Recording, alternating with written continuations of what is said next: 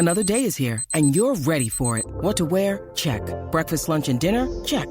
Planning for what's next and how to save for it? That's where Bank of America can help. For your financial to-dos, Bank of America has experts ready to help get you closer to your goals. Get started at one of our local financial centers or 24/7 in our mobile banking app. Find a location near you at bankofamerica.com/talktous. What would you like the power to do? Mobile banking requires downloading the app and is only available for select devices. Message and data rates may apply. Bank of America N.A., member FDIC. When you need mealtime inspiration, it's worth shopping Kroger, where you'll find over 30,000 mouth-watering choices that excite your inner foodie. And no matter what tasty choice you make, you'll enjoy our everyday low prices, plus extra ways to save, like digital coupons worth over $600 each week. You can also save up to $1 off per gallon at the pump with fuel points. More savings and more inspiring flavors make shopping Kroger worth it every time. Kroger, fresh for everyone. Fuel restrictions apply. Mike Tirico here with some of the 2024 Team USA athletes. What's your message for the team of tomorrow? To young athletes, never forget why you started doing it in the first place. You have to pursue something that you're passionate about. Win, lose, or draw, I'm always going to be the one having a smile on my face. Finding joy in why you do it keeps you doing it. Be authentic, be you, and have fun. Joy is powering Team USA during the Olympic and Paralympic Games. Comcast is proud to be bringing that inspiration home for the team of tomorrow. The Two-Footed Podcast is brought to you by EPLindex.com and our presenting sponsor, Liberty Shield. Liberty Shield is a VPN provider. A virtual privacy network allows you to go online, change your location, access things you're geo-blocked from, while keeping your data safe. So, as an example, if you are a UK expat and want access to BBC iPlayer to watch Match of the Day or ITV Hub or all four, when you get that message that says this content is not available in your location, a Liberty Shield VPN gets you around that block, allows you to watch whatever you want on those services while also keeping your data safe. And it goes further than that.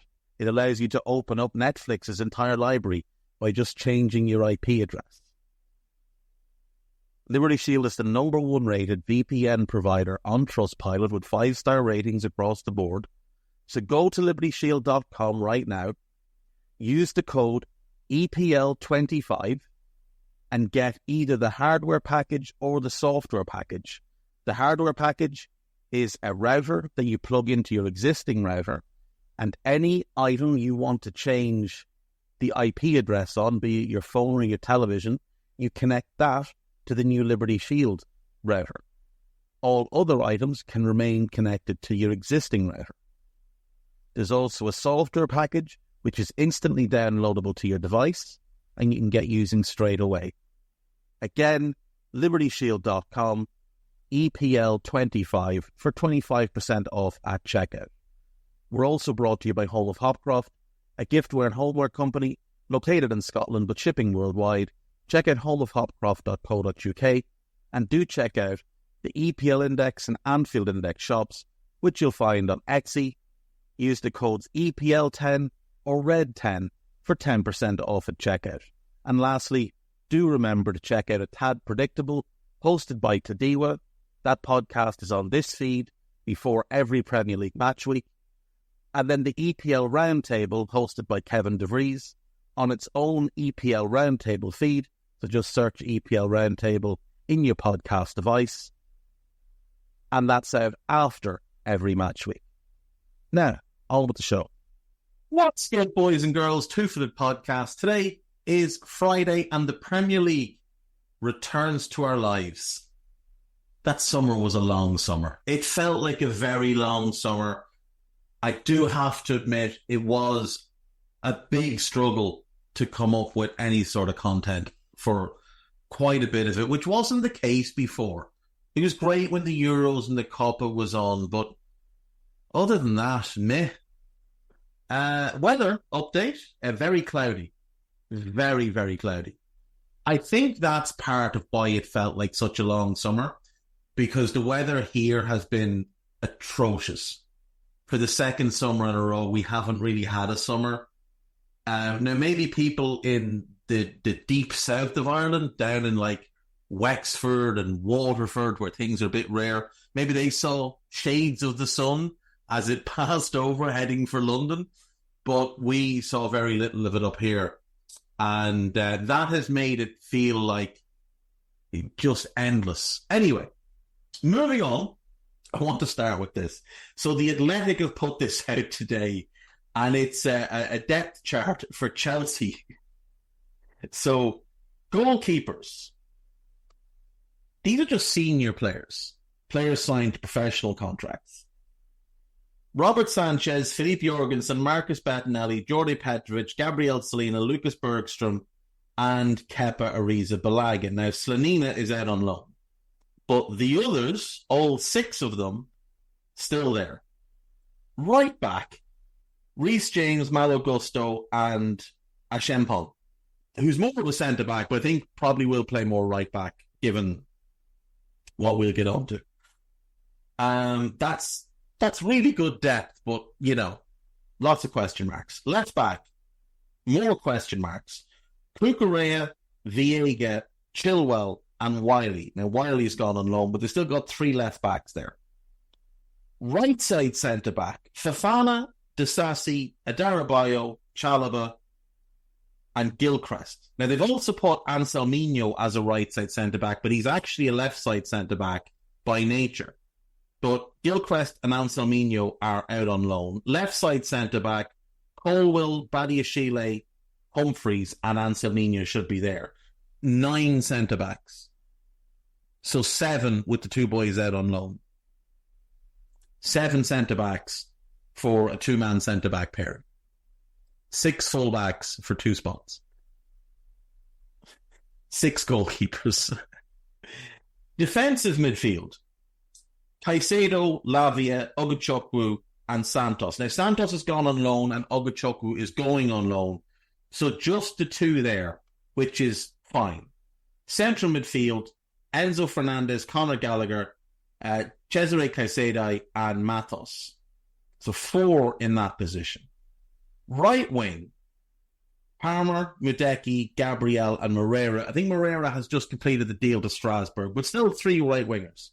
And Kendry Paez and Willian Estevao. Left wingers, Neto, Sterling, Mudryk, and George. Even if George doesn't count, if he gets loaned, whatever, you've still got Neto, Sterling, and Mudryk for 1 position with a 7-year contract for Neto, 6 years left on Mudryk's deal, and 3 years left on Sterling's deal. In the 10, Nkunku, Dewsbury Hall, Chukwuemeka, Kellyman, Hasseldyne, Angerin, and Torin. Now, even if you just count Nkunku, Dewsbury Hall, Chukwuemeka, and Kellyman because they paid 20 million for him, that's still 4. Right? And then up front, 7 strikers. Now, again, some are leaving, but still, Jackson, Gui, Broja, Datro Fofana, Washington, Burstow, and Lukaku. That is a ridiculous amount of players. Now, let's just look at the contracts for a second. So, Burstow, Angerin, Gallagher, Bergstrom, and Arrizabalaga, their contracts all end at the end of this season. That still leaves a stupid amount of players. If we just count the players with 5 or more years, Petrovic, Jurgensen, Sanchez, Anselminho, Fofana, Colwill, Badiashile, Gusto, Caicedo, Lavia, Ogachukwu, Santos, Enzo, Viega, Wiley, Nkunku, Dewsbury Hall, Kellyman, Palmer, Madueke, Gabriel, Neto, Mudryk, Jackson, Gui, Datro Fofana, and Washington. All with 5 or more years. And then you've got Broja with 4, Chukwuemeka with 4, Moreira's gone, Caicedo with 4, James with 4, Disasi with 4, Adarabayo with 4, Chalobah with 4, and Cucurella with 4. They're locked into this squad. And there's still nobody that you'd look at and say, I trust him to be a consistent, very good goalkeeper across the season. There's no centre-back pairing you can look at and say, I trust that pairing to play 35 times together in the league. There's no right centre-back, right-back pairing that you can put faith in because Reece James is always hurt. There's no left centre-back, left-back pairing because the left-backs aren't very good. There's no left-back, left-wing pairing because the left-backs aren't good. There's no right-wing, right-back pairing because Reece James is always hurt. The line across behind the striker, Palmer and Nkunku Neto, could be dynamite. But there's no striker you'd trust to score 20 goals in the league or anywhere close to it. And there's no double pivot that you'd put real faith in. Because while Enzo and Caicedo are fantastic players, they're not good together. Now, maybe this manager figures it out and gets them playing well. I have doubts. They've also got a manager who's never managed a top-flight game before, who's never worked as the guy at a big club before.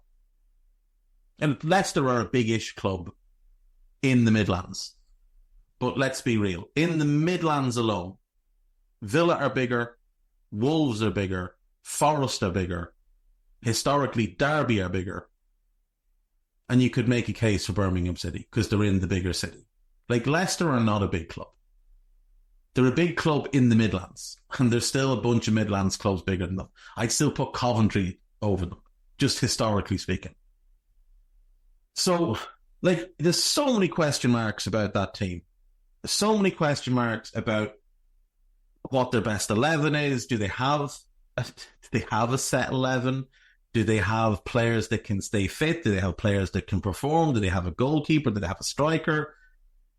Is their manager really good? Like, it's just all that money spent, and this is where they stand. Like, it's mental.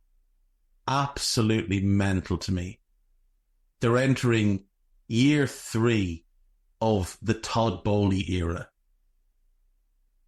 with manager number 5.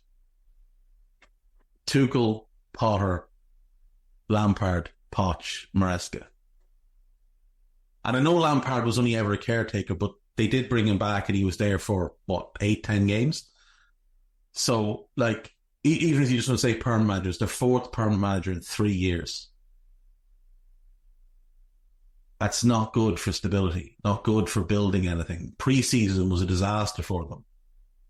Mental. We have some transfers taking place in the Premier League. We're going to hit them, we're going to go to break, come back, do the gossip, go to break, and then we're going to bring in Guy. So, transfers are taking place.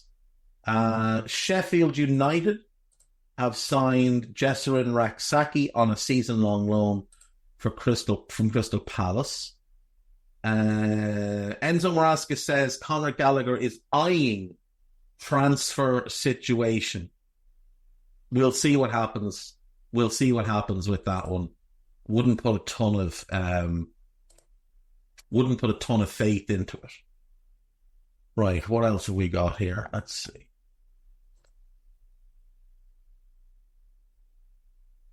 Right, so Brighton got the Gruda deal done. Adam Adey moved from Norwich to Celtic on a permanent deal. Delighted by that one. George Erthy went from West Brom to Bristol City on loan. Diamond Edwards went from Southampton to Port Vale. Tyrese Forna went from Derby to Salford. And Lionel Sosa went from Aston Villa to Bristol Rovers on loan.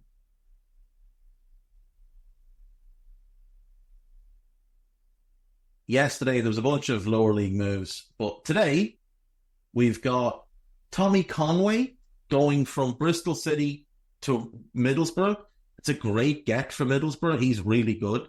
Scott Twine going from Burnley to Bristol City. Charlie Hughes going from Wigan to Hull. Charlie Hughes is a really good defender. That's a really good signing. 20 years of age, already got 2 full seasons under his belt. Natural leader, very good on the ball. I think he'll do well at Hull. I think he'll be in the Premier League within 2 years. Probably not for them, but for somebody else. Charlie Hughes, remember that name. Tommy Conway, keep an eye on him this season as well. Tottenham have signed Wilson Odobert from Burnley for a fee in the region of £25 million. So this one seems to have come out of nowhere. 19-year-old, uber-talented winger, was part of the City football group at Troyes, moved to Burnley last summer, had a pretty good season in a bad team, showed a lot of promise, showed immense talent on the ball, and now Spurs bring him in, and I think that's another really good signing for the future. So you add him to Gray and Bergvall, and that's 3 really good long-term signings for Spurs. Fair play. 25 million is pricey, but it's a good profit for Burnley, and it's a great move for him. Willian has confirmed his departure from Fulham. It's a little late in the day to be doing this. I think it's quite bad form that he's left till the eve of the season. So, it is what it is. Ipswich have signed Calvin Phillips on loan from Man City. Season-long loan. Don't know if there's an option to buy in that one, but I think it's a really good get. Looks like Yannis Cahoust will get done over the weekend, but not done yet. And they've also confirmed the signing, and I said this the other day, I thought this would come up. Sammy Smodics coming in from Blackburn Rovers. Far too good for the Championship. Definitely a good signing there. Ipswich also currently working on getting Armando Broja in, which I think potentially a good gamble. But Smodics, adding to Hutchinson and Delap, who they've already brought in for the attack, they could add Broja as well. They've got Chaplin, who is a very good player and was excellent for them the last 2 years. They've got Nathan Broadhead, who's another talented young, mid-20s forward, worth keeping an eye on. Ali Al-Hamidi, the young Iraqi. Have a look at him too. There's good attacking talent there. You bring in Phillips and Cahoust, that's good midfield talent. The wing-backs, I expect it to be Leif Davies on the left and Ben Johnson on the right, and that's solid. Centre-back will be a question mark, but they did sign a very, very good centre-back in Jacob Greaves. Edmondson's a good player. Wolfenden's a good player. I think they're going to stay up. I do, genuinely. Not sold on the goalkeeper, Muric, but he's not the worst goalkeeper. He's got Premier League experience, and he was in the City Academy for a long time, 7 years at City.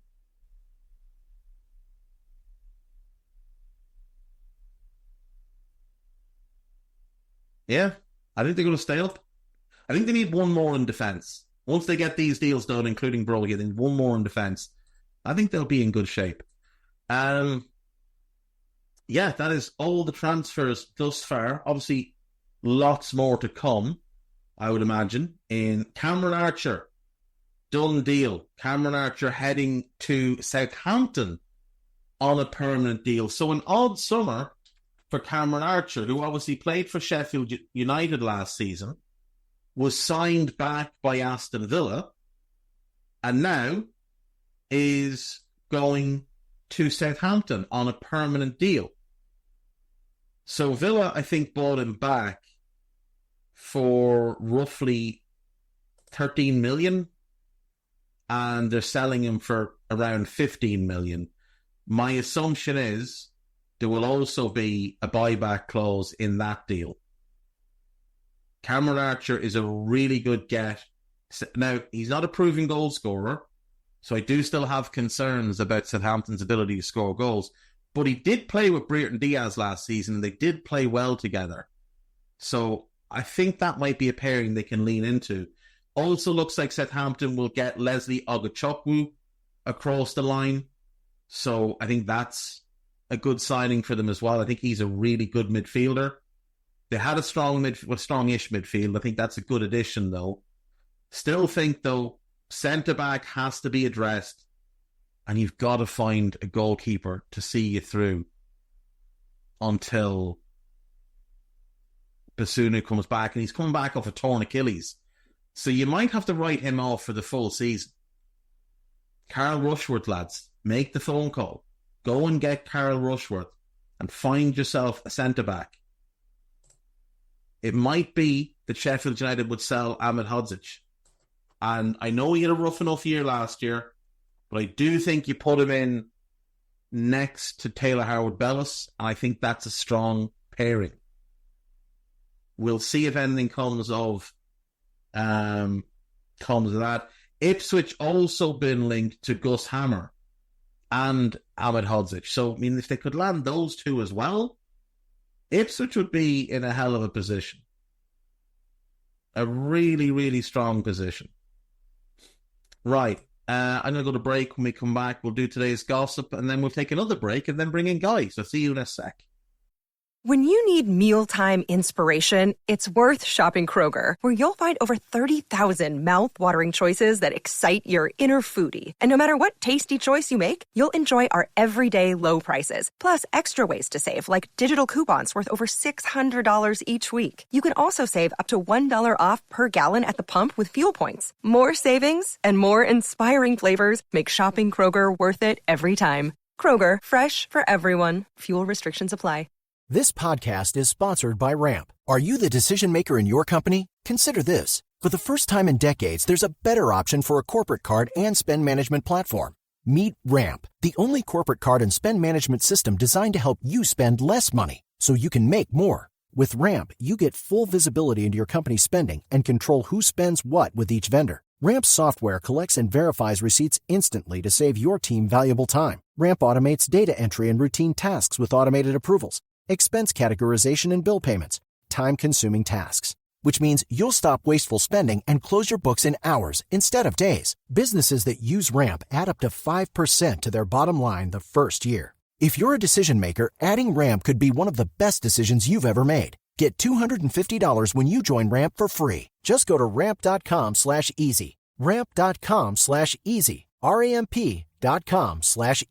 Cards issued by Sutton Bank and Celtic Bank, members of FDIC. Terms and conditions apply. Right, welcome back. So, let's do the gossip. Let's first check in with the sort of main transfer journalists, see what David Ornstein has to say. His latest was yesterday when he actually broke the news about Cameron Archer going to Southampton. John Percy.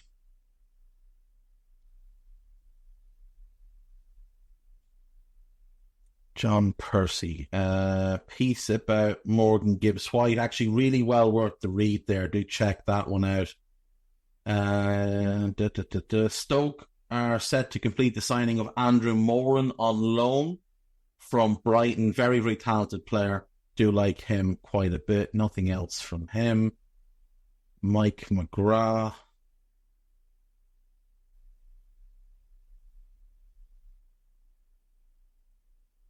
So he's got a piece in there about Odebert and that move. Southampton have made... Southampton. Sheffield Wednesday have made an opening bid for Ike Ugbu, who's there last year. So yeah, that would make sense to try and keep him. He also broke the news about Calvin Phillips going to Ipswich. He broke the news about Wolves looking at Johan Vissa. Okay, right, we'll check in then with Mr. Catchphrase himself. He will have 400 tweets today, so why not start with him? Let's see. Joe Bellingham has signed a new long-term contract until June of 2028 at Sunderland. Jens Kahoust signing contract at Ipswich, 1.5 million loan fee, £12 million buy option clause to be mandatory if Ipswich avoid relegation. Negotiations continuing between Chelsea and Atletico Madrid for Conor Gallagher and Joe Felix. Nico Gonzalez left out of the Fiorentina squad because it does look like he's going to Juve. Evan Nielsen has completed his signing at Bournemouth. Really good get. Really, really good get. Espanyol signing Marash Kumbula on loan. I do like him. He's had a rough time at Roma, though. Cameron Archer and Ogochukwu. Ipswich and Armando Broja. Understand Jadon Sancho's future remains open. Yeah, I mean, look, who knows? Inter are advancing in talks to sign Thomas Palacios as new left-footed centre-back from Talleres. He's meant to be quite good. I haven't seen him. Manchester City reach agreement with West Ham, 1.2 million compensation for Divan Mubama. Very talented young player. We'll see if he ever plays for City. Marasca on Osimhen and João Felix. I'm not going to comment on players from other clubs. Xherdan Shaqiri has signed for FC Basel. That's brilliant.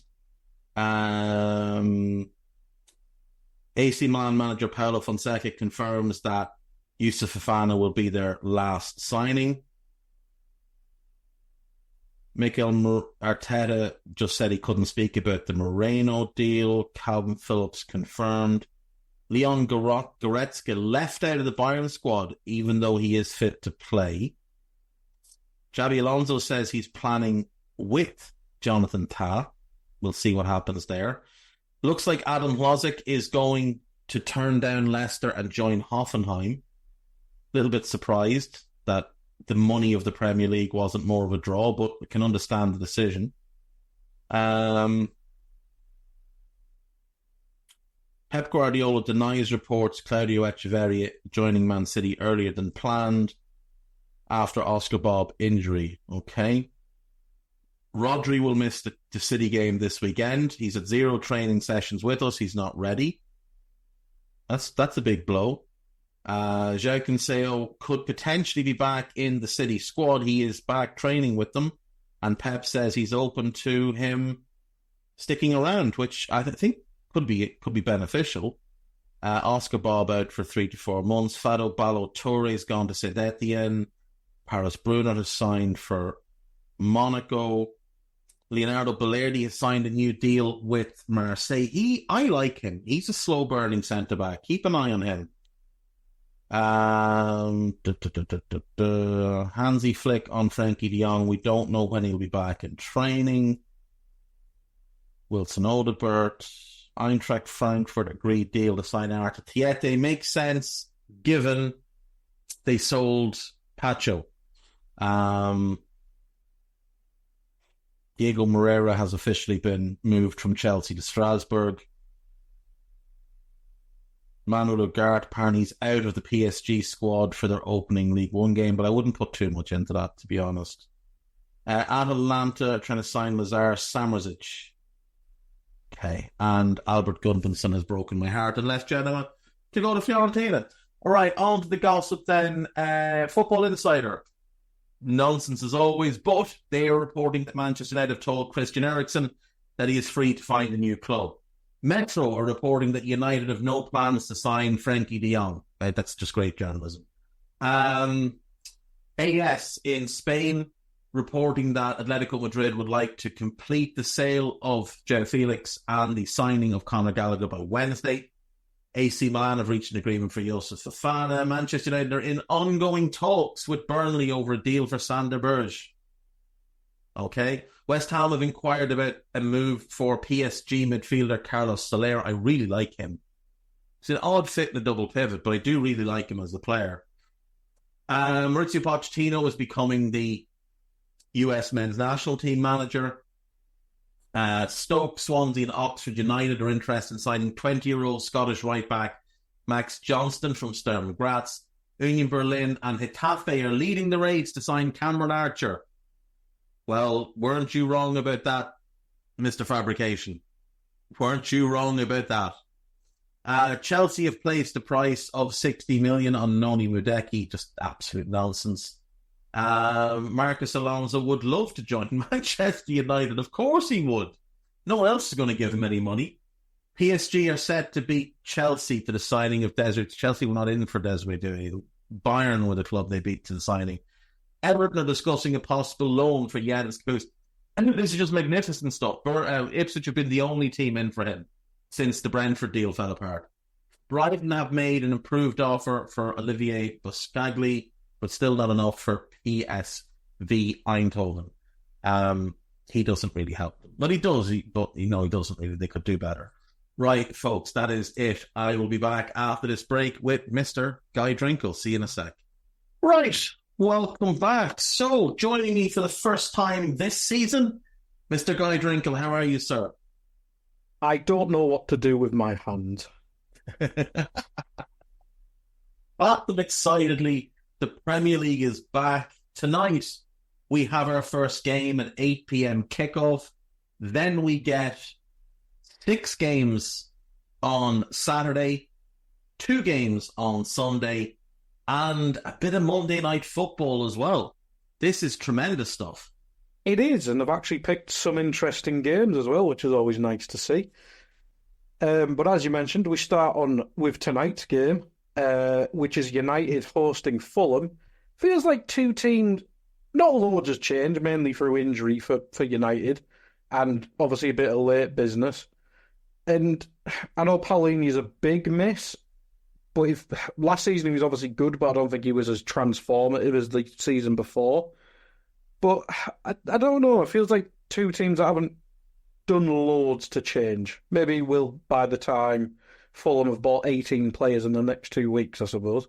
Yeah, I mean, that's the big thing with Fulham. But when you look at Fulham's transfers this season, or this summer rather, Smith Rowe comes in, Kouanka comes in, Sessegnon comes in. I like each of them. I think that's solid business. But then you look at what's gone out. Paulinho's gone out. Tim Ream leaves. That's an experienced backup centre-back gone. Bobby D. Cordova Reed leaves. That's one winger gone. Willian leaves. That's another winger gone. Ooh, I don't remember. And then, obviously, Tosin Adarabioyo goes. So that's a starting centre-back on. And the players coming in, while good players and additive players, they do not replace Paulinho and Tosin.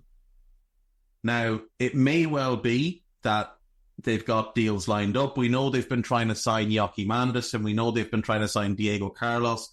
So clearly they're looking for a right-sided centre-back to come in and partner Calvin Bassey. Kouanka then would be the backup, kind of the Tim Ream replacement.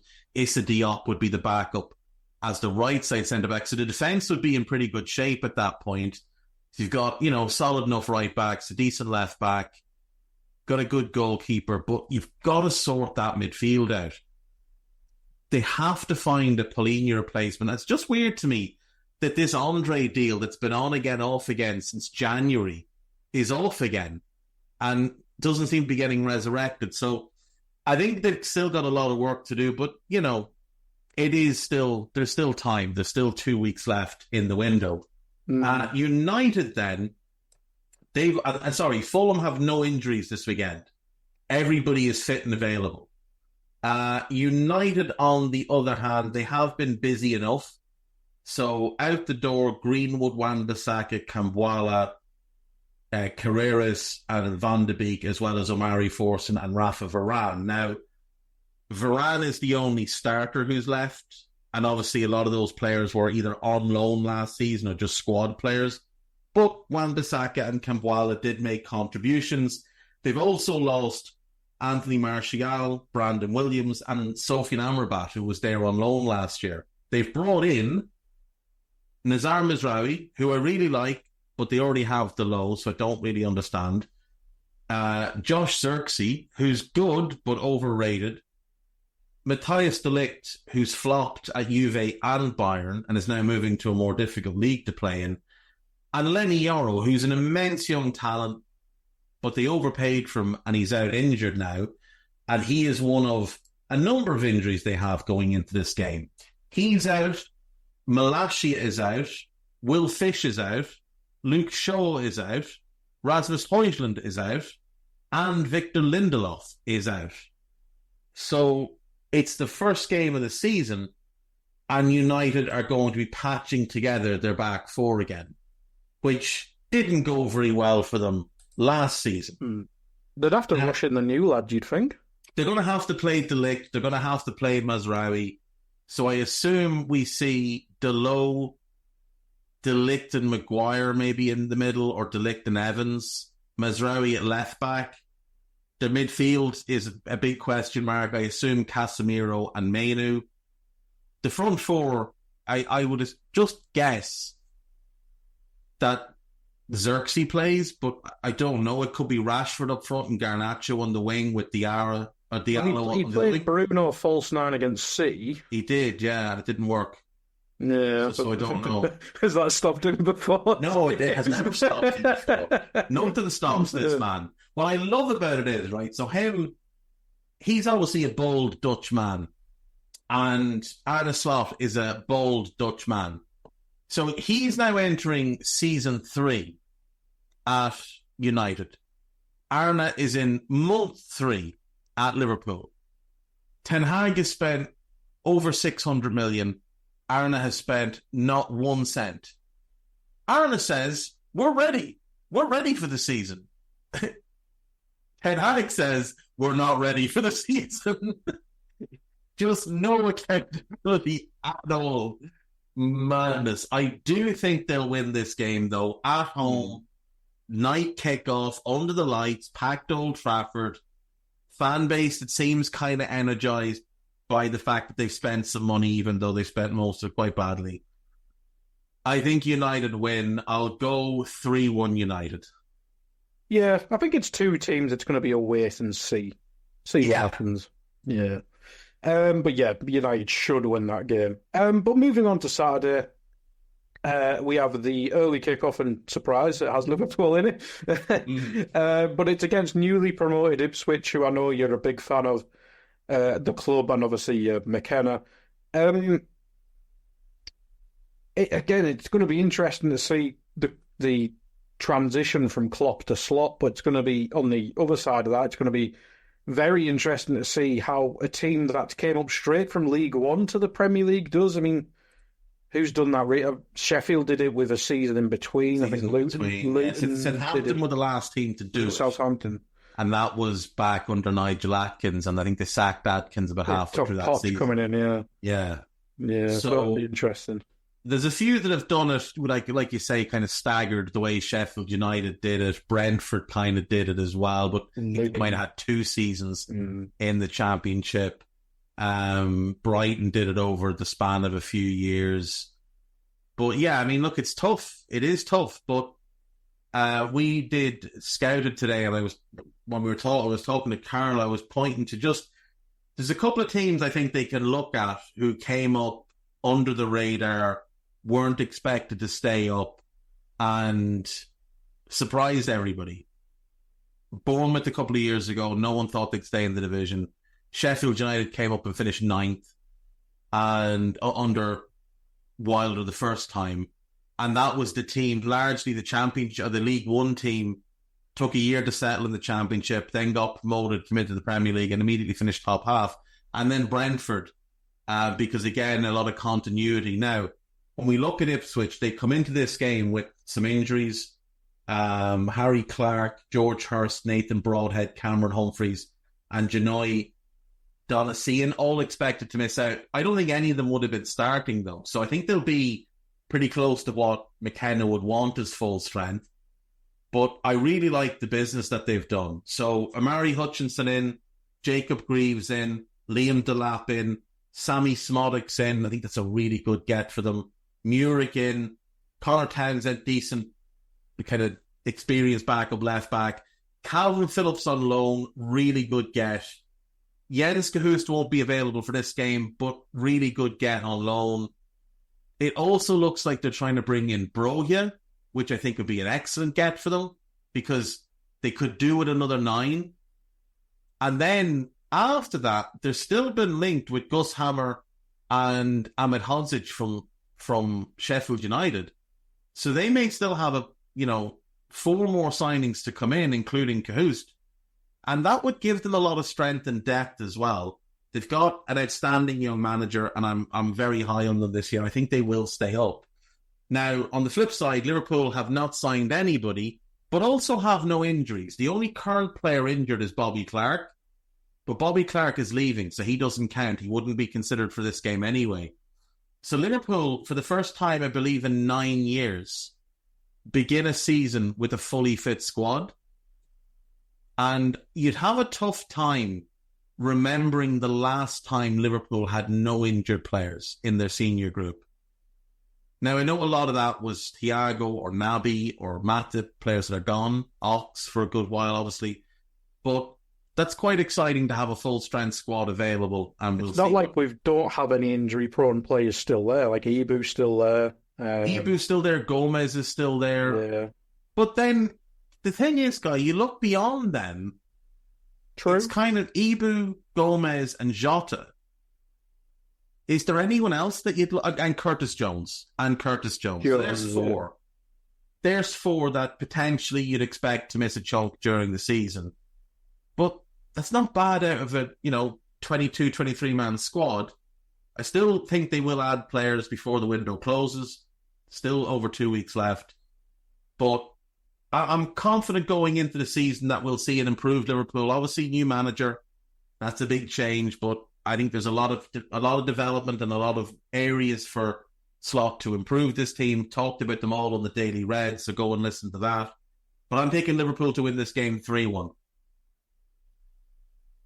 Yeah, regardless what Liverpool's end game is in this season, whether it is realistically target the title or even top four, you do have to beat promoted sides. I know situation of first game of the season, but it is Liverpool at the end of the day.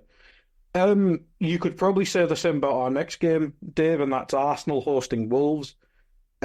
Arsenal, again, not a lot of transfers, only bringing in Calafiori, only lost Smith Rowe, the top of my head.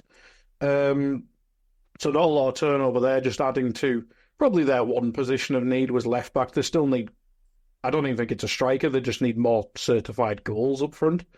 But they'll probably address that if they sell a couple more players. But Wolves,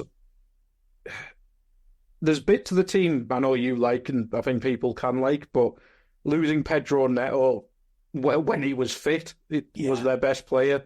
And they've got injuries, and like even players like Cunha's just coming back from injury, I think. So it's been a bit of a weird summer for them, but you'd have to say Arsenal just need to win this. Yeah. Oh, yeah, no question. Now, Arsenal do have a couple of minor injuries coming into this. Tierney and Tomiyasu, neither of them would start. Fabio Vieira is a doubt, but he wouldn't be starting either.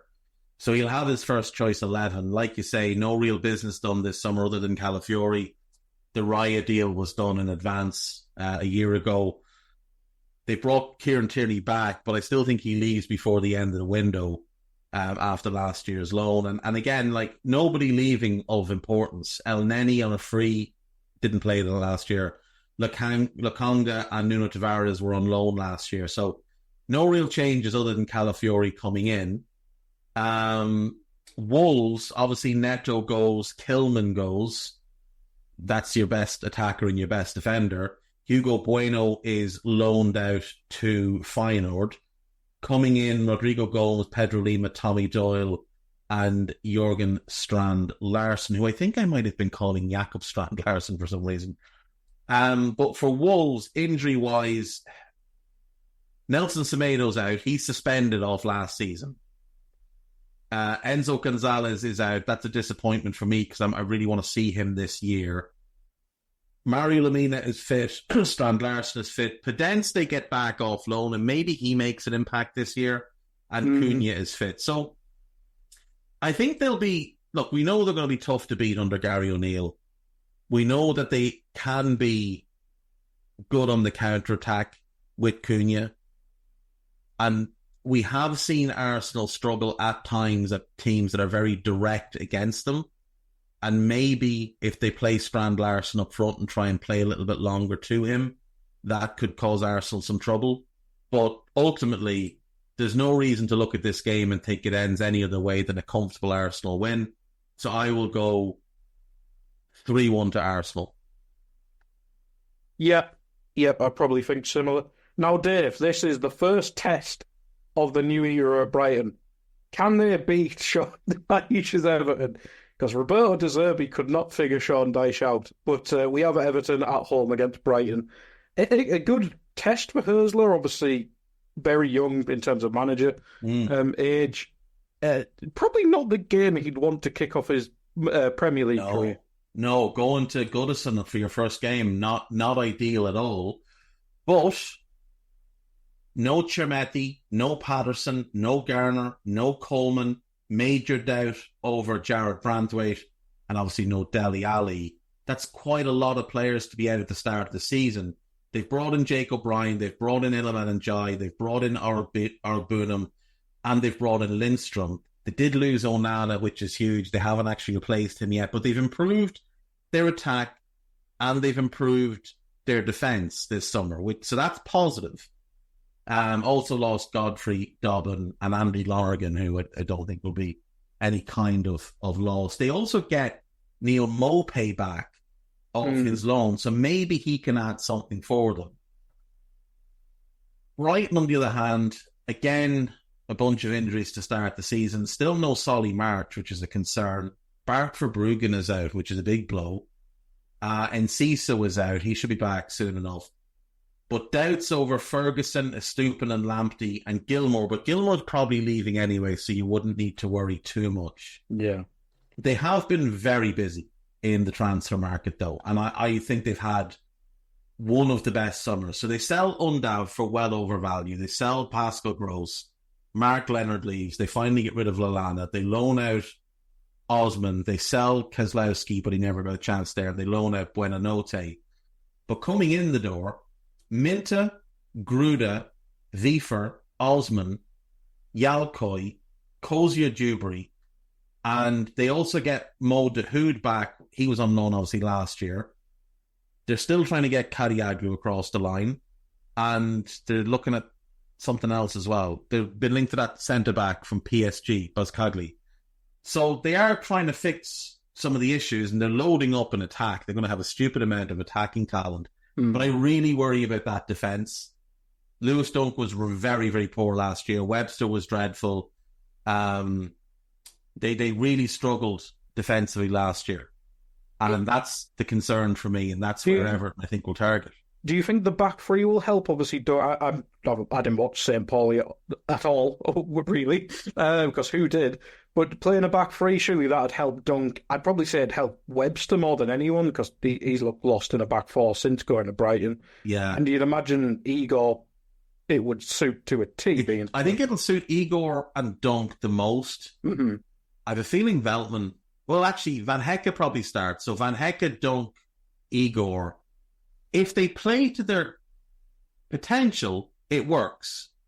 If one of them has an off day, it becomes problematic.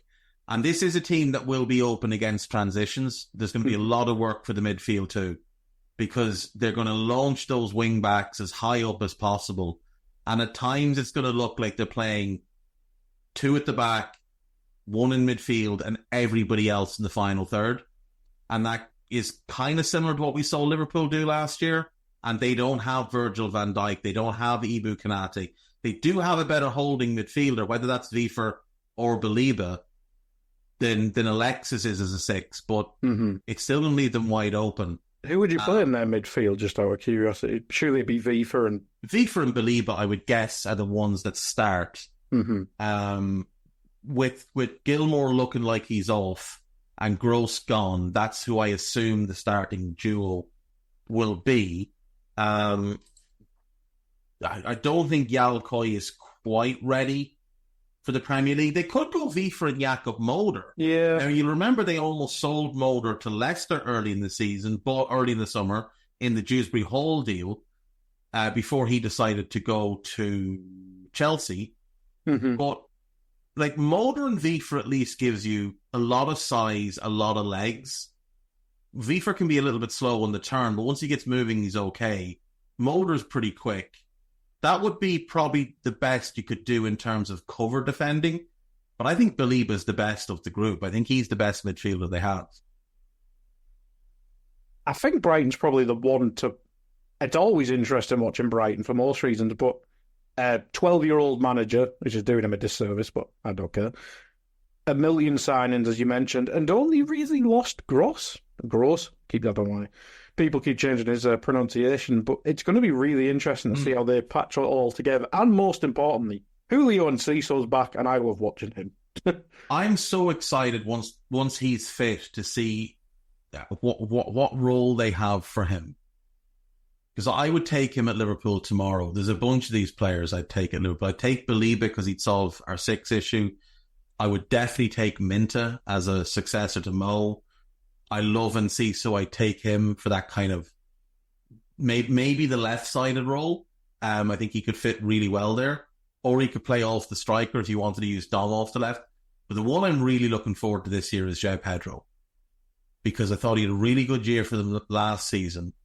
And I think this season he will put himself properly in the shop window for a move to one of the elite level clubs. And it wouldn't surprise me if he's the long-term Brazil number 9. I know a lot of people are stuck on Endrick, and Endrick will absolutely be in the team.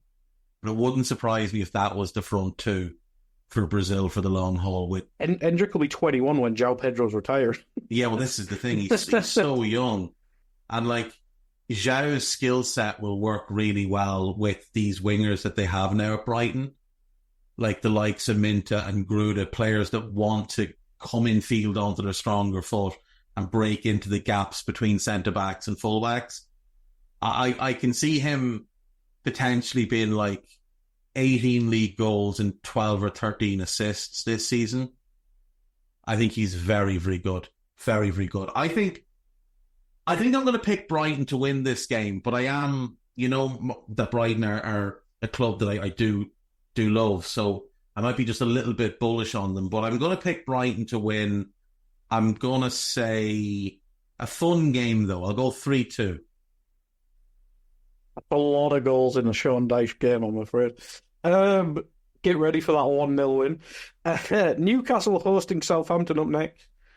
It feels like a weird summer for Newcastle, Dave. Obviously, the promise of money is always there, but PSR and other shenanigans. A bar of late summer flurry, obviously, with the Gahey stuff, you'd expect them to target a right winger. Yeah. Some point in the next 5 years. Medeki's been linked, but now Chelsea are saying they want 60 million for him, which is obviously just stupid talk.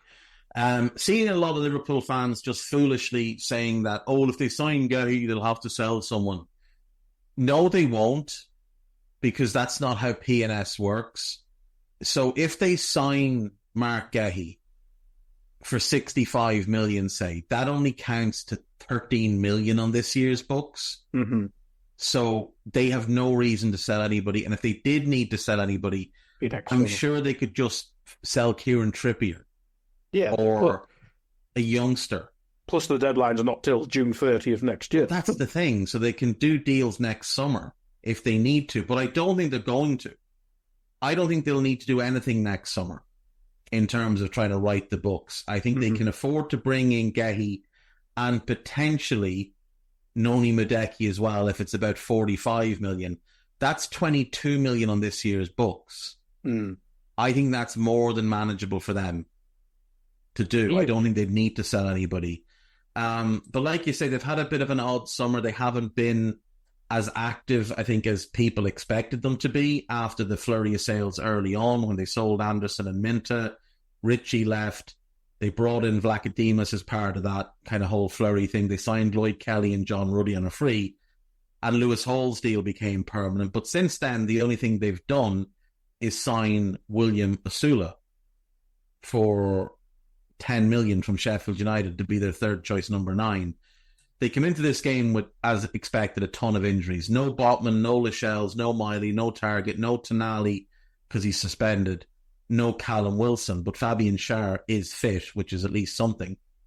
Southampton, no Basunu, doubts over Sulemana, Stewart and Lallana. They've, I think, had a pretty strong window. Still think they've got work to do, but we've seen them sign Cameron Archer today. It looks like Ogochukwu's on his way as well. They have lined up deals for January for Wellington and Juan, the two Brazilians. and Rento Takayuka, who's an 18-year-old Japanese forward. Brought in Charlie Taylor and Alana on frees. Signed Nathan Wood, Ronnie Edwards, Yukinari Sugawara, Ben Brereton Diaz, Flynn Downs, and Taylor Harwood Bellis. So they've been busy.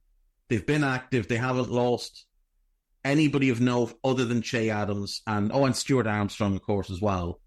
But I think they've done good business. They still have more to do. Still need a goalkeeper. Still need a centre back. It's very young. It's a very young team. It is a young team. But look, this is what happens when you're newly promoted. Because older players don't really want to go to you unless you're willing to overpay them on wages. And the problem is they don't necessarily keep you up, and then you're stuck with their wages, or you're going to have to, pay them to go away. Going to Newcastle on the opening day is tough. Yeah. The long journey, and Toon have one of the best home advantages in the league. Though last season they weren't necessarily the best at home. I think they'll bounce back this year. I'm picking Newcastle to win. I'll go for 4-1. 4-1. Oof. Everyone there, but yeah, I can see it. Isak obviously finished the season. That's who I think is going to explode this year. Yeah, I think even if you just get Barnes fit, maybe he's the answer at right wing, but anyway, that's for another day. Forest hosting Bournemouth, Dave. Probably a good time to play Bournemouth. Obviously, Solanke's gone and they're still waiting for Evan Nilsson, is that what you pronounce his name? To officially join, so he won't be here for this one. And Unal's obviously injured as well, so it'd probably be putting Jebison in straight away, which is a bit of a gamble. But Forest, it feels like almost circling the drain a little bit in the last few seasons, so I think a good start might be needed to even save Nuno's job, because it wouldn't surprise me if they panic and go for fresh ideas, whether that's going for a Big Sam type, which shouldn't happen in 2024, or going for a young, talented manager like everyone else in the league. Yeah, or do they try and split the difference and go for like a Graham Potter, who's still out there? That's possible. No Unal, no Tyler Adams. He's out for another month. But Neto and Senesi are fit. David Brooks is out, unfortunately. So that's a blow. They've had a decent summer in terms of incomings. They've signed Dean Huijsen, who I think is just an outstanding get for them. Obviously, Evan Nielsen is a done deal. It's just not, I think, registered, so he won't play. They made the Unal and Sinistera deals permanent. I like the signing of Julian Arejo as a left-back competition. It does look like they will get Mamardashvili in on loan, which would be an amazing addition for them. Like, absolutely phenomenal if that deal comes off, where he goes there on loan to then obviously join Liverpool a year later. They brought in Jefferson. But losing Solanke is huge, especially for the first game, because, like you say, Evan Nielsen not going to be available by the sounds of things. Lloyd Kelly goes, but Huijsen is an upgrade on him. I do think they've done a really good job at upgrading their squad this summer. I really like the team. I think they've got a lot going for them. Whereas with Forest, like you say, it feels a little bit stale. Now, here's two things though. Number one, no injuries. For the first time since they've come up into the division, no injured players. And I do think one Forest signing flew under the radar, which is Nikola Milinkovic. To bring him in for 12 million at 26 with his quality, I think is an excellent get. And I think him and Murillo potentially is a good centre-back pairing. You can also use Omar Bamadeli at right-back to make yourself more solid defensively. Don't love the goalkeeper situation, but we'll see if Carlos Miguel is maybe the one that they've been searching for. Certainly wasn't the boys they signed last season. Elliot Anderson, I really like, and I'm curious to see how he does in a bigger role. Obviously, so much with this team relies on three players. Murillo at the back, Danilo in midfield, and Gibbs White in the final third. If all three of them play well, Forest will stay up. If only two of them do, or if one of them leaves, then I think they will be in trouble. First game of the season at home, Bournemouth without a recognised striker. Will it be Jebison? Could be Semenyo up front, maybe. Young centre-back pairing, questionable goalkeeper in Neto. holding midfielder not there and Adams. I'm going to pick Forest to win 2-1, but I do think Bournemouth are going to push for a top half finish this year. I said the exact same on Tad Predictable, so you're obviously listening to that, so you've got a good taste there. I said Bournemouth will have a better season, but the Forest will probably win this game and fall off. Half 5 kick-off, this one on TV. The Claret and Blue derby, the Kazoo derby. No, that was Everton. Anyway, West Ham hosting Villa, Dave. A lot of business at a rebuilt backline for West Ham, which I think was probably needed, to be fair. Some question marks, obviously the Paqueta situation, God knows, that could just spawn one day. Whereas Aston Villa, a lot of signings, but off the top of my head, only losing Douglas Luiz, which obviously is a big loss. And Diaby. And Diaby, of course. But at the same time, he wasn't great. No, he wasn't great. No, he was. He's very inconsistent. He had a good start to the season, then was dreadful for a bunch, and then was kind of up and down. Finished all right, yeah. Douglas Luiz is a blow, but they bring in Onana, which is an upgrade. So I think the biggest blow is Kamara being injured still. Yeah, but Baranchi is a really good get, and if it's Baranchi and Onana that start together, I think that's a really good pairing. And potentially, could leave them in a situation where they're open to selling Boubacar Kamara, because we know they have P&S issues, and Kamara arrived on a free. So if they sold him in January or next summer for 50, 60 million, that is pure profit to put into their account. So that could be the trump card that gets them out of any kind of P&S hole, because Barentia, I think, is going to prove to be a very good signing. No injuries for West Ham coming into this one. And like you said, they've done a lot of work this summer. Looks like 3 new starting defenders, Wan-Bissaka, Todibo and Kilman, all very good signings. Guido Rodriguez is a good signing on a free. I assume he will start as the holding midfielder because of Alvarez's absence. Wes Fotheringham as a backup, our third choice goalkeeper, is what he is. Guilherme is very talented, but a couple of years away. Fulkrug is solid, he's a good player. Somerville's talented. It's good business. For West Ham United, it is good business. And they made a decent profit off Flynn Downs. They sold Benrahma, sold Carrere. They sold... Oh, no, they're releasing, I think, Kurt Zuma. I think they're trying to buy him out of his last year. They lost Ben Johnson, which would have been a bigger issue if they hadn't signed... Would have been an issue if they hadn't signed Wan-Bissaka. Mm-hmm. But it's a good summer for West Ham. No question, a good summer. New manager in. A manager I think a lot of people think quite highly of. But I'm seeing people say, they could get top 4. No, they couldn't. Let's be real about who they are and what they are.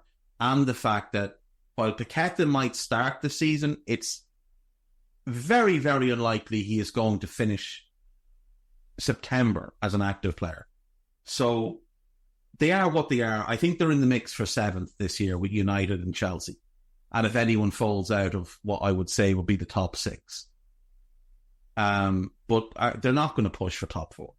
Villa, yeah, great manager for their level. Great manager at what he does. Onana, Maatsen, Philigen, Illing Jr., Dobbin, Barentia, and Barkley. Really good incomings. They did obviously bring in Cameron Archer and then sold him again just for a quick profit. So that's good business as well. They sell Diaby, they sell Luiz, they sell Eric Bunham, they sell Sanson, they sell Sinasola, they release Callum Chambers, Coutinho goes out on loan. They've just improved.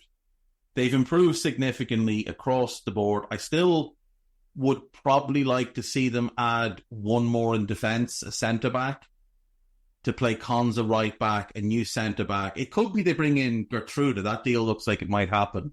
So he comes in at right back, Konza is centre-back. That'll improve the defence even more. Gertrude, Konza, Torres, and Maatsen is a good back 4 in front of a good goalkeeper with good midfielders, good wide options, and a very good striker. And if they keep Duran, which it seems like they will, it's a good backup to have. I like this Villa team. I think they're going to be right in that mix for top 4 again. They have 3 injuries. 2 injuries. Boubacar Kamara and Tyron Mings still not back yet. And apparently not back for a month. That'll be 13 months on an ACL tear, which is surprisingly long. Kamara tore his 5 months after Mings and is expected back around the same time as Mings, which, you know, I know Mings is older and maybe there's another issue there, but... Hasn't Mings had a couple of them? I think that might be his second ACL. Yeah. Robin Olsen has been past fit after a head injury. Look, West Ham are home here, and I think they'll be well up for this, and they've definitely improved. But I'm picking Villa to win, because anytime someone changes 3/4 of the back four, they are changing their entire back four, because the left back has never played with any of them before. And you've got a change in midfield, and you've got multiple changes in attack. Now, I know Villa have changes as well, but less. I'm picking Villa to win this one 2-1. Plus, if it's Kilman and Agard, they can't win legally. That's it. Can't be having all them left footers in there. Yep, it's disgusting. On to Sunday then. Both these games, and the next 3 games are on Sky Sports as well for the UK people. Brentford hosting Crystal Palace, Dave. I mean, Palace are now the best team in the world, obviously, on form. Brentford are not, and haven't really done enough in this summer. And as you pointed out on Scouted earlier on, deals keep falling through. I mean, are they just taking Creed from Liverpool or something? But it's been a weird summer for them. Yeah, it's been a weird summer for them, whereas Palace, I think they were always going to lose Elise or Eze. And Gahey's a question mark, but he wasn't there for the majority of last season. So I feel like if Gahey left for big money, they could probably replace him and be fine. I think so. I mean, he wasn't there for most of that run that they had at the end of the year.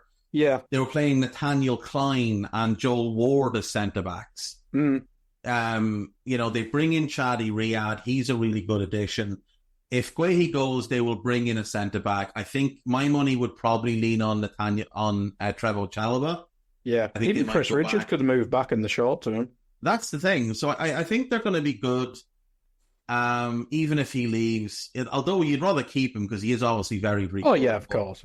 65 million on a player you paid 20 for 3 years ago. That's an enormous amount of profit you're going to put onto your books, which is obviously a good thing for them. There's other names out there that go for Max Sensitive and a few others, so we'll see. But I like what they've done in terms of incomings this season. Riyad's good. Daichi Kamada on a free is an unbelievably good deal. And then obviously bringing Ismail Assar back to the Premier League. Losing Elise is a massive blow, but like you say, they were always going to lose one of them. Jaro Riedeveld leaves, which, you know, he was a squad player and nothing more. But another big boost from remember as well is Czech Doucouré is back. Yeah. So that's another top-class player back in. You've got Doucouré and Wharton. Now, probably not for this game. I don't think Doucouré will start for maybe a couple of months. I think they'll bring him along slowly. So he might get a start here, then a couple of sub-appearances, and then another start. You've still got Lerma and Hughes, isn't it? This is the thing. Yeah, Lerma, Hughes. Centre midfield. They've got good wing-backs. I read yesterday they're trying to sign... What wing-back did I read they were trying to sign yesterday? Oh, Robin Gosens, who could be an interesting addition to them as well. Beautiful. Get Hatterball as well. To the vibes. He only just moved recently, actually, so it can't be him. But that would have been the dream for a wing-back team. But, you know, you've still got Eze. If Mateta continues to form he was in last year... He'll be the best striker. He's beating Haaland in the Golden Boot. That should be the prediction. And I think a player to watch this year is França, the young Brazilian they got, who barely got an opportunity under Roy, got injured. I think he's a player that could have a big impact this year. I like this Palace team. They come into this one with... França is out injured, but he's back in a couple of weeks. Yeah. Doucouré is good. Richards is good. So, you know, they're going to be close to... They'll be at full strength. We'll be interested to see if Gahey plays. If he doesn't play, that might tip the hand that he is actually leaving. As of right now, Palace are being quite adamant that they want to keep him unless someone pays, I think, 70 million for him. You could say the same about Anderson as well, we forgot to mention. This is the thing. He's also been linked. Now, if they sell one, there's no way they're selling the other. Well, I said this to Tadiwa on Tuesday, but Gahey, if you sell Gahey, as you mentioned, that's making 40-50 million pound profit. But Anderson's what, late 20s now? He's 29, 28, 29. I would sell him. Yeah, but I would actually sell him because if Fulham do offer that 40 mil though, even if Gahey does go, I think you just go, well, we'll get Chalobah, who's proven a bit injury prone, I suppose, but you get Chalobah and you could get Lacroix and you could probably get both of them for the money you'd get for Anderson. For Anderson, yeah. Yeah. I mean, if it was me, I would sell Anderson, I would keep Gahey, and I would look to bring in Chalobah, Lacroix, one of them, and just play Gahey in the middle of the back three and just say to him, look, next summer we'll sell you, but for right now we need you to stay. He's not going to cause any trouble. He's the club captain. He's very quiet, goes about his business, doesn't talk about nonsense or anything like that. He would not kick up a fuss at all. Not at all. I guarantee it. Plus, if they keep up the form, they're winning the league. So this is the thing. They're the best team in the world. So, Michael Olise is going to be at Crystal Palace or at Bayern Munich crying into his cereal every morning as he sees Crystal Palace running away with the Premier League. This is an interesting start for them, obviously, away to a Brentford team that, like you said, they haven't done nearly enough. Igor Thiago comes in. He's now injured and out for months. They're still without Josh Da Silva, still without Aaron Hickey, still without Rico Henry. So both starting fullbacks out. No defensive additions made. They've lost Zanka. He's left. So they're weaker in defence. Did they keep Regulon? No, he's gone back to Spurs. So what are they doing? Carroll said he thought that Frank was the most likely one to be first manager fired. And the more I've thought about it since we spoke earlier, the more I think he could be right. It feels like they're letting him hang out to dry, really. It does a bit, yeah. A number of deals fall through. The thing that gets me, and I've said this before to you, look at the deals since they came up. There's only really Johan Vissa so say signings £8 million or over. Onyeka, he's an okay squad player. It hasn't been a hit. Ayer, he's good, but he's always injured. Hasn't been a hit. This has been a hit for them. He's been really good for them. So that's fine, right? The next summer then, they bring in Hickey. He's always hurt. Lewis Potter, he's been pretty average. Damsgaard, outright flop. So none of them. Then last summer, they signed Kevin Schade. He missed most of the season. Mark Flecken, I think he's been disappointing. Nathan Collins was quite poor last year.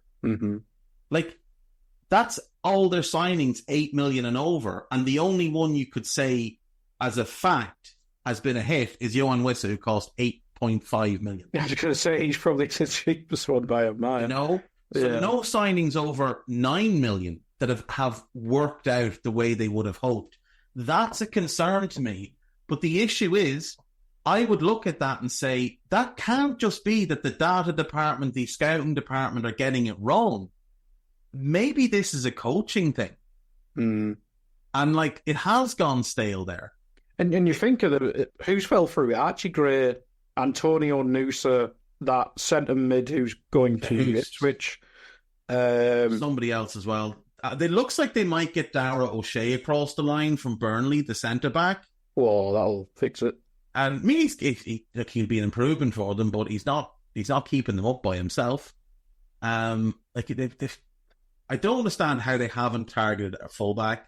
They've no right backs at the club, none. Not one right back at the senior club. So they need a fullback. They need a centre back. O'Shea will solve that. I would want a new goalkeeper because I'm not sold on Flecken at all.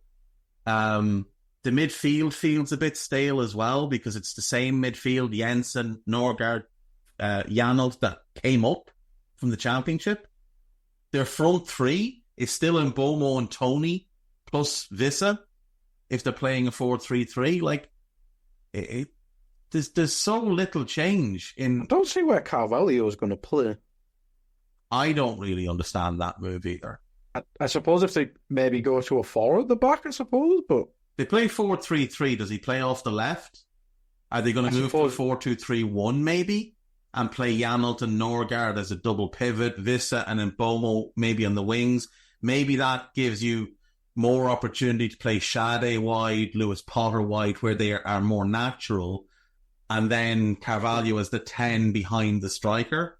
Or 3-4-1-2? Possible. Is possible. 3-4-2-1 maybe. Because I think Mbomo has to play behind as well in that kind of shape.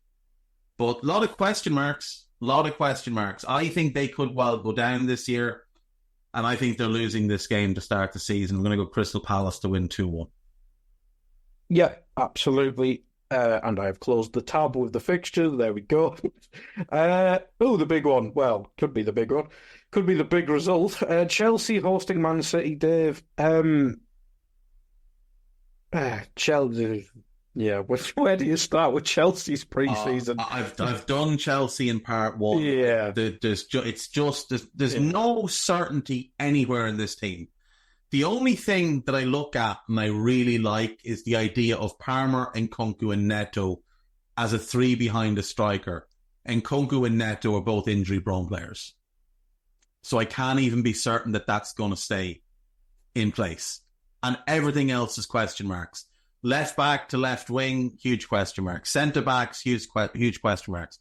Left back to left centre back, question marks. Right back to right centre back, question marks. Right back, massive question mark because Reece James is injured again. Right back to right wing, question. It's question marks everywhere. No solution up front. No solution in goal. A lot of promising goalkeepers, but who knows? We'll see. They've got 14 of them now. A bizarre summer where their signings have come from a championship team. I know they got promoted, but, a championship team nonetheless, and 2 bottom half teams. Neto, Dewsbury Hall, Jorgensen, Kellyman, Anselmino, Vega, Wiley, Gui, Adarabioyo. The only one that improves them, in my opinion, is Neto. Now, maybe Jorgensen does, but I still have doubts. Petrovic is fine. It's good for them. That's the thing. So I know he's not the most comfortable with his feet, but to bin him off before Robert Sanchez and Kepa, it's madness. I think you look at what's gone out the door, Maatsen and Lewis Hall. I'd much rather have them. I'd much rather have Maatsen and Lewis Hall than Chilwell and Cucurella as my left backs.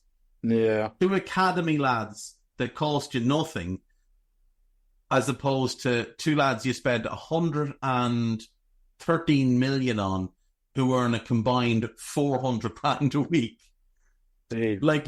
Absolute madness what they've done the last few years.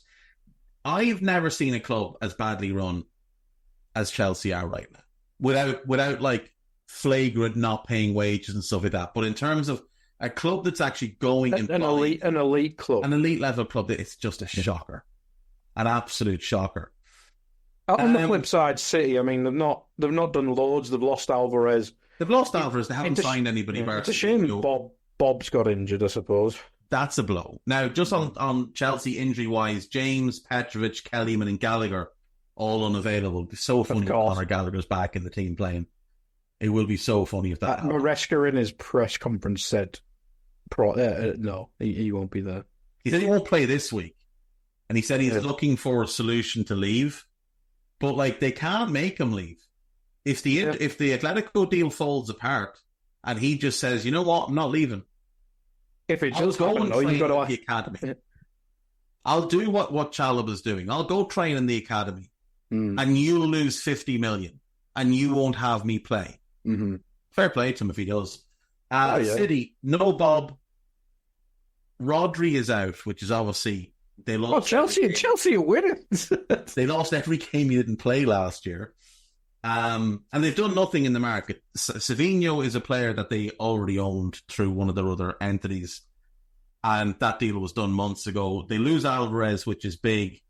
He was a vital player for them, if not necessarily a starter. Mm-hmm. They'll still have too much for Chelsea, though. They still will have too much for Chelsea. And what I like about City this year, and I think some people... look, maybe he won't be. But I think City have quietly got their Rodri backup this season in Perone, the Argentine. Who I thought you were going to say Echeverri.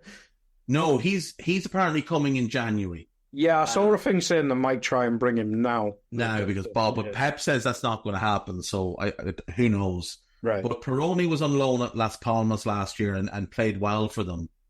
I think quietly he's a very good backup for Rodri. You've got Kovacic and you've got Nunes, who I'd expect more from this season. That young midfielder who played in the Community Shield, who looked 7 foot tall. O'Reilly, yeah. Yes, he looked massive. He moves he looks to move quite slowly, but I think it's just the Philip Billing effect, where he's so tall it looks like he's moving slowly. Look, City should be favourites to win the league this year. Mm-hmm. I think they will win the league this year. They'll get more out of KDB than they did last year because he'll be fitter, I hope. There is some risk of drop-off from the likes of Walker. If Haaland gets hurt at the moment, they're screwed because they've got no other striker at the club. But they'll buy somebody. They'll bring in a couple of players before now and the end of the window. They're going to be linked to Guimaraes. I don't think that will happen. But I think they'll be fine. And like I say, I think Perone can step in for Rodri and do a really good job. I think he's a very good player. There's players who had awful seasons last year and they still got above 90 points. Like Grealish was awful. Grealish was a non-factor last year. Doku was only settling in. De Bruyne missed half the season. Stones missed half the season. Bob will go up a level, you'd think. That's the thing, like they'll get a lot more. Rico Lewis is older and will play more. Yeah. James McAtee goes back in after a couple of loans. I think he can add something. They'll expect Foden to kick on again and go to another level. So I think they'll be fine. Tough start, obviously, away to Chelsea. But Chelsea looked atrocious in pre-season. And if the defensive line looks like it looked in that one, Erling Haaland is scoring a hat-trick, so 3-1 City. Yep, I'd agree with that. Although I didn't know Rodri was injured when I did my prediction, but I don't think it'll matter too much, considering Chelsea's midfield. Last game then, Monday night kickoff. Leicester hosting Spurs. It's a bit weird we don't know Leicester's point deduction, because that's been 4 months now. It's taking too long now. It is. It's ridiculous that it's taking this long. And I think they would have preferred to know as well. It's why they have to be considered, I think, favourites to go straight back down. Because if it's a 15-point deduction, you just go, well, we'll just save all our money and go again in the Championship. Yeah, and that's the thing, and they don't. And that's obviously having an impact on their spending this summer. It's one of the reasons they weren't willing to do a permanent deal for Adam Nozick. They brought in Fatua, they brought in Akoli, brought in Golding, got Di Cordova on a read, signed Buenanote on loan. All of that was basically covered by Dewsbury Hall leaving. Mm-hmm. So, they haven't been able to spend. They've also lost Inacio, so they lose some depth in attack. They've been linked with a couple of players that Greek striker's been linked, but it's happened about that so far. Wilf Zaha, apparently there's some weird tax thing where if he comes back, he'll get battered on his tax. Mm-hmm. So that one's fallen apart. It's a tough look for them. It's a tough look. Now, there's some good players there. They'll get Christiansen back. He was on loan last year. That improves them. Samari improves them in midfield. So these type of things can help them. Mm-hmm. Going into game one, Connor Cody is out. Jamie Vardy is out. So you'd wonder who's playing up front because Patson Daka is also majored out. Beautiful. So that's problematic. Maybe you just play the two fast wingers up front and counter. And hope for the best. That might be their only course of action. And obviously then facing Tottenham, no Fraser Forster, Yves Bissouma suspended for a game by the club. Yeah. Richarlison is a doubt, but Solanke's fit and good to go. I think they've had a really good summer. I love the signings they've made. I think they need one more, a left-footed centre-back as cover for Van de Ven. Yeah. And then I think their squad is absolutely outstanding. Maybe a backup goalkeeper as well, but they won't address that this year. Solanke, I think, is a really good signing. It's a little bit pricey, but it's a really good signing. Archie Gray is a brilliant signing. Lucas Bergveld is a brilliant signing. It was done in January, but still. The Yang kid apparently is very talented. I haven't seen him. We'll see him when he arrives in January. They get Jed Spence back off loan, which it looks like he's going to be part of the squad. They move on Emerson Royale, which means he can't cost them points anymore. They lose Perisic. Obviously Eric Dyer left, and Dembele's gone. They've cut their wage bill by moving on the likes of Højbjerg as well. And then today they land Wilson Odegaard, the winger. Just spawned out of nowhere, didn't it? Super talented, super fun player. 19. So him at 19, Archie Gray at 18, and Bergvall at 18, plus this Yang kid, also 18. How old is Sarr? 21? Sarr, I think, is actually, I think he's 21. Let's have a quick gander there. Tottenham. Okay. Pat Matar Sarr, I believe, is 21. Yes. So you add him in. That's another very young, very promising player. Destiny Adoiji is 21. Radu Dragusin is 22. Pedro Porro is 24. Jed Spence is 24. Mickey Van de Ven is only 23. Ashley Phillips is 19. Romero is only 26. That's wild, that. That's a really good defensive group. Like, Reguilon's only 27. If he's the backup left back, that's a great defensive group at great age profiles. Vicario's only 27. Basuma's 27. Madison is 27. Gray 18. Bergvall 18. Sarr 21. Bentancur 27. Alfie Devine, who they're really high on, is 20. Ollie Skip, if he sticks around, is 23. Lo Celso probably leaves. He's 28. I think he'll go. But again, a really good age profile in midfield. And then in attack, Solanke's 26, Richarlison 27, Werner 28, Son is 32, but then you've got Kulusevski 24, Johnson 23, Solomon 25, and Odegaard 19. They've got that young striker who was at Sevilla last season as well. Alejo Vélez. Yes, the young Argentine. And young Dane Scarlett, who's only 20 as well. Like, if you're a Spurs fan, you should be looking at this and be really excited about what the next 3 to 4 years could be. And then about the long-term future with players like Odegaard, Bergvall, Devine, Gray, Phillips, Adoiji, Sarr. Like, really, really exciting. This is a tremendous time for Tottenham. And right now, I think they're favourites for fourth. I think this is such a fun team. You know I love Ange. He's my favourite manager in the league. And I think they're going to go into Leicester, and I think they're going to spank them. I think they're going to spank Leicester. I'm going to go 4-0. Yeah, wouldn't surprise me. And that's our last game.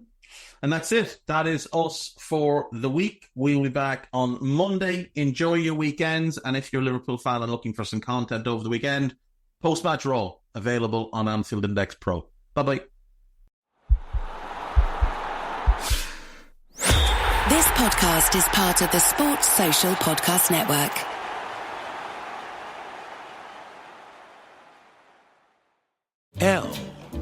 Yup, that's who you think it is. The Grimace Mug.